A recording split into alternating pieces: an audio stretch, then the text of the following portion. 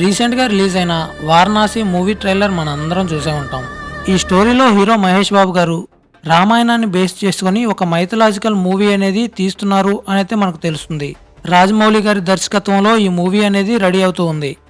ఈ మూవీ కోసం ఫ్యాన్స్ అంతా కూడా ఎప్పుడెప్పుడు రిలీజ్ అవుతుందా అని అయితే వెయిట్ చేస్తూ ఉన్నారని మనందరికీ తెలిసిందే. బట్ ప్రెజెంట్ ఈ మూవీ స్టోరీ ఏంటి అని నెట్లో చాలా వరకు వైరల్ అనేది అవుతూ ఉంది. ఎవరికి నచ్చిన విధంగా వాళ్ళైతే మూవీ స్టోరీ అనేది డిజైన్ చేయడం అనేది జరుగుతూ ఉంది ట్రైలర్ని బేస్ చేసుకొని. ఈ ప్రాసెస్లోనే ఈ ట్రైలర్ని బేస్ చేసుకొని నేనైతే ఒక స్టోరీ రాయడం అనేది జరిగింది. సో ఇది రిలేటెడ్గా వారణాసి మూవీ ట్రైలర్కి రిలేటెడ్గానే ఉంటుంది ఈ స్టోరీ. సో ట్రైలర్ని బేస్ చేసుకొని మాత్రమే ఈ స్టోరీ అనేది రాయడం అనేది జరిగింది. స్టోరీ అనేది చాలా అంటే చాలా బాగుంటుంది. అండ్ అలాగే ప్రతి సీన్ కూడా ట్రైలర్లో కనబడుతున్న సీన్కి ఇంటర్లింక్ చేసి స్టోరీ అనేది డిజైన్ చేయడం అనేది జరుగుతుంది. సో అది కూడా మన ఏఐని ఉపయోగించి. మేబీ ఇందులో హీరో క్యారెక్టర్ అనేది మన మహేష్ బాబు గారి ఫేస్ని రెఫరెన్స్గా తీసుకొని అనేది చేయడం అనేది జరిగింది. బట్ అదే విధంగా ఫేస్ కట్ అనేది వస్తుంది అనేది నేనైతే చెప్పలేను. సో కొంచెం అడ్జస్ట్ చేసుకొని చూడండి. మరి వారణాసిని చూపించడంతో మనకు మూవీ అనేది స్టార్ట్ అవుతుంది. వీధుల్లో ఒక నిండు గర్భిణి అయిన స్త్రీ నడుచుకుంటూ వెళ్తూ ఉంటుంది. అలా ఆవిడ నడుచుకుంటూ వెళ్ళి ఒక గుడి మెట్ల మీద పడిపోతుంది. ఆమెకు అప్పుడే నొప్పులు స్టార్ట్ అయ్యి ఒక బిడ్డకి జన్మిస్తుంది. బిడ్డ పుట్టగానే ఆ తల్లి అక్కడికక్కడే మరణిస్తుంది. బిడ్డ తల్లి పక్కన పడుకొని ఏడుస్తూ ఉంటాడు. అయితే ఇది పక్కనే ఉన్న ఒక అఘోరా చూస్తాడు. ఈ అఘోరా ఆ పిల్లవాడిని తీసుకువెళ్ళి శివుడి విగ్రహం దగ్గర పెట్టి, స్వామి, ఇక ఈ పిల్లవాడికి నువ్వే రక్ష, నువ్వే తల్లి తండ్రి అయి ఈ పిల్లవాడిని కాపాడాలి, ఇక ఈ పిల్లవాడి జీవితం మొత్తం నీకే అంకితం అని చెప్తాడు. అలా కొంతకాలం గడిచేటప్పటికి పిల్లవాడు పెరిగి పెద్దవుతూ ఉంటాడు. పిల్లవాడి జీవితం అంతా కూడా చాలా కష్టాలతో ఎక్కువగా వారణాసి చుట్టుపక్కల జరుగుతూ ఉంటుంది. అలా 20 ఏళ్ళు గడిచిపోయాయి. ఇప్పుడు పిల్లవాడు ఒక ఆర్కియాలజీ డిపార్ట్మెంట్లో పనిచేస్తూ ఉంటాడు. అయితే మన హీరో కూడా ఇతని పేరు మహేష్. మహేష్ విషయానికి వచ్చేసరికి ఇతను ఒక ఆర్కియాలజీ డిపార్ట్మెంట్లో పురాతన వస్తువులను పరిశోధించే వ్యక్తిలా పనిచేస్తూ ఉంటాడు. ఇతని జీవితంలో ఎన్నో విషయాల్ని తెలుసుకోవడానికి ప్రయత్నం చేస్తూ ఉన్నాడు. వారణాసి చుట్టుపక్కల ఉన్న ఎన్నో మిస్టరీస్ని కూడా ఛేదించుంటాడు. పురాతన వస్తు పరిశోధన ప్రకారం ఇతను ఎన్నో గుళ్ళు, పుణ్యక్షేత్రాలు తిరుగుతూ ఎన్నో విషయాల్ని గ్రహిస్తూ ఉంటాడు.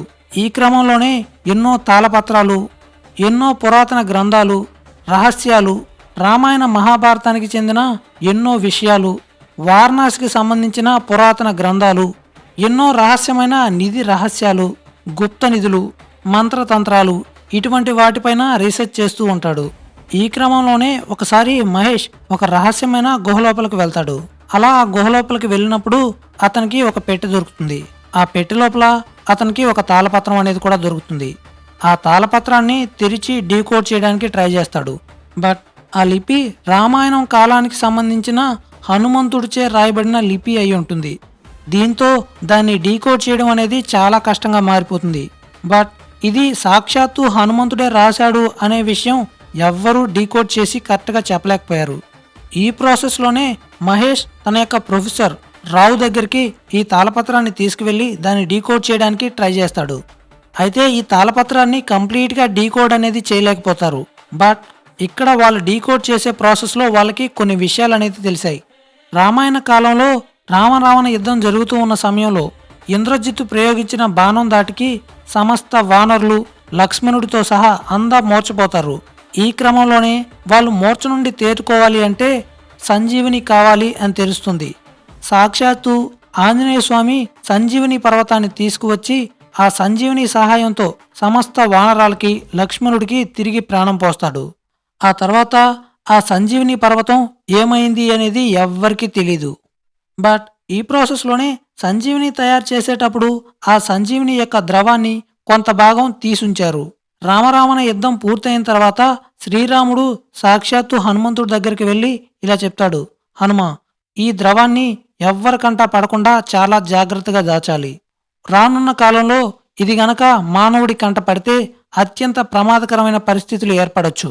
దీనికోసం మానవాళి మొత్తం కూడా వారిని వారే సర్వనాశనం చేసుకోవచ్చు. కాబట్టి ఈ ద్రవాన్ని ఎవరికంటా పడకుండా చాలా సురక్షితమైన ప్రదేశంలో దాచు అని హనుమ చేతికిస్తాడు.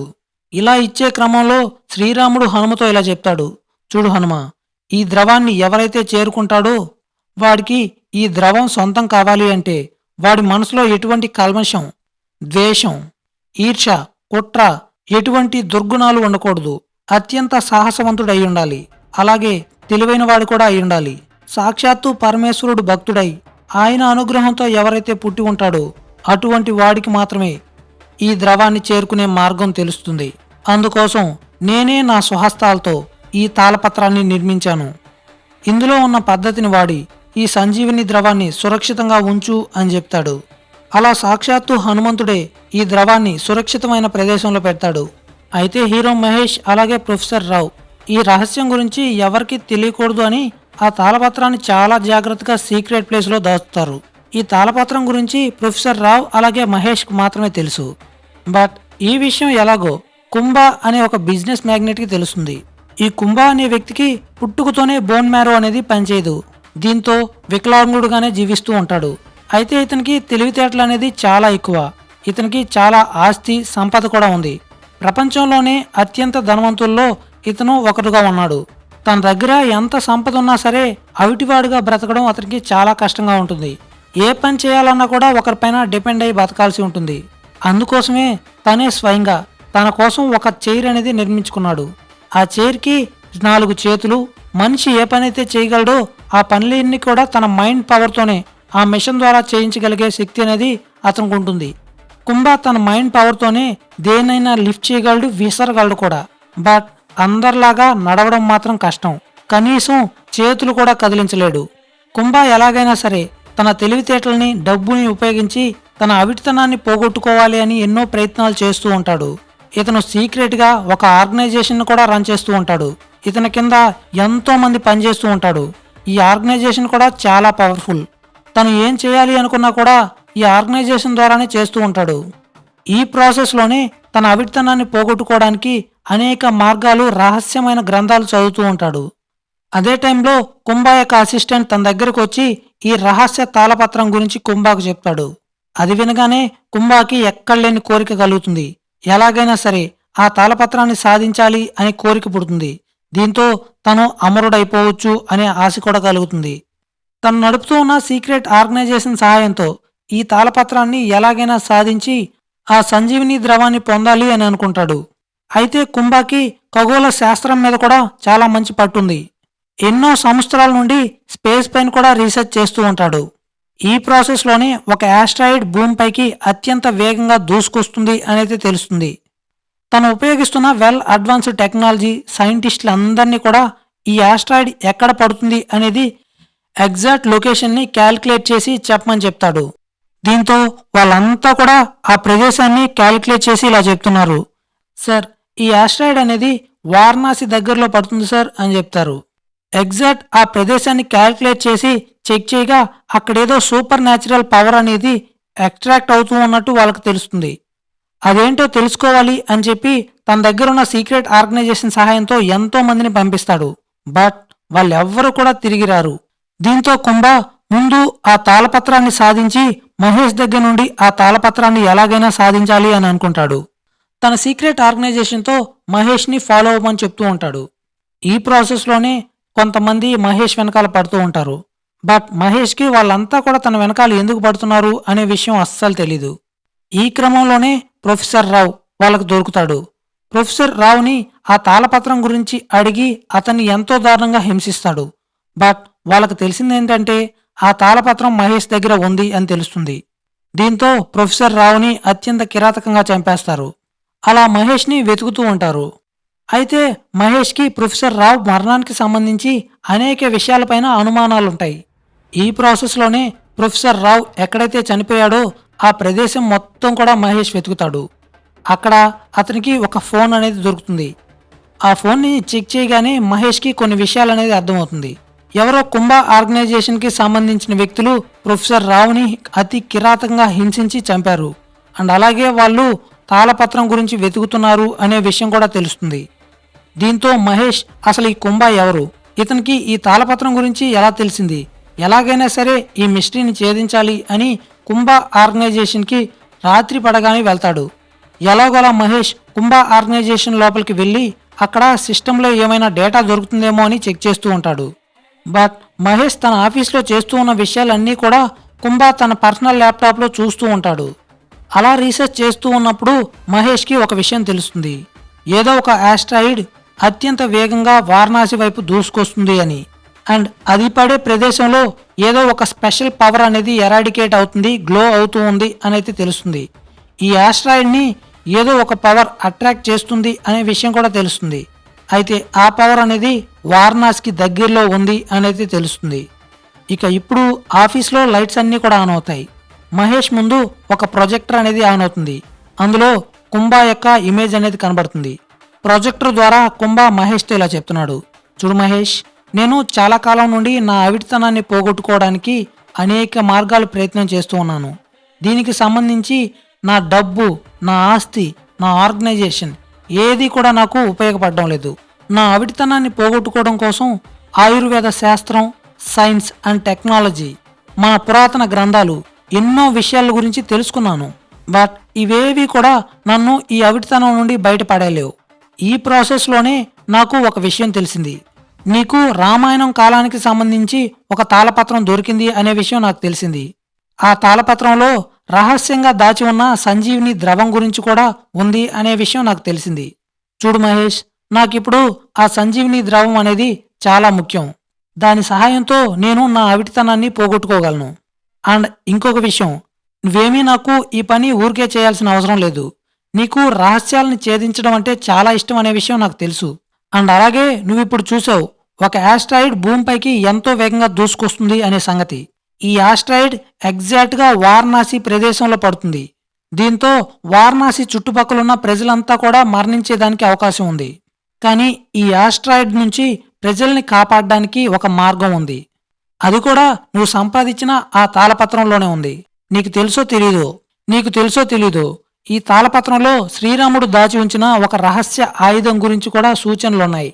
మనం గనక ఆ ఆయుధాన్ని సాధించగలిగితే ఈ ఆస్ట్రాయిడ్ దాటి నుండి మనల్ని మనం కాపాడుకోగలం. అండ్ అలాగే దీనివల్ల మానవాళికి కూడా ఎంతో మంచి జరుగుతుంది. ఆ మాటలు విని మహేష్ ఇలా అంటున్నాడు, చూడు, నువ్వు చెప్తుందంతా నిజమే అనుకుందాం.